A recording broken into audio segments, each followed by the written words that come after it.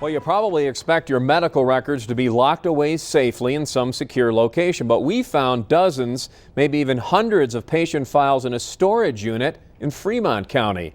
As News First 5's David Ordovez shows us, these sensitive records are in the middle of an ugly tug of war.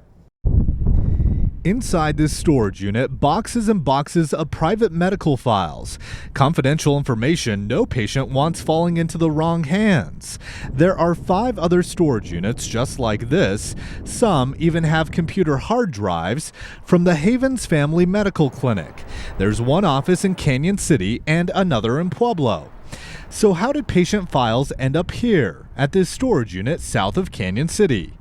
It turns out Jason Morgan, the owner of the clinic and a physician's assistant, had a verbal agreement with the previous owner to use a space at no charge. According to Morgan's wife, they traded medical services for storage space. But in January, a new owner took over.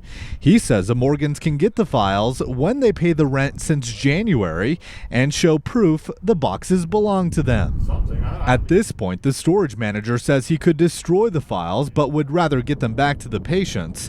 He says he called a state medical board looking for help, but they had no advice. We called a couple of patients, but haven't been able to talk to any of them yet.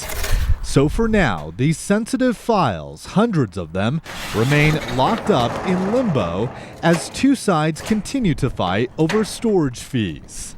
David Ordovez, News First 5. Now, Mrs. Morgan says they have contacted an attorney in hopes of reclaiming the files.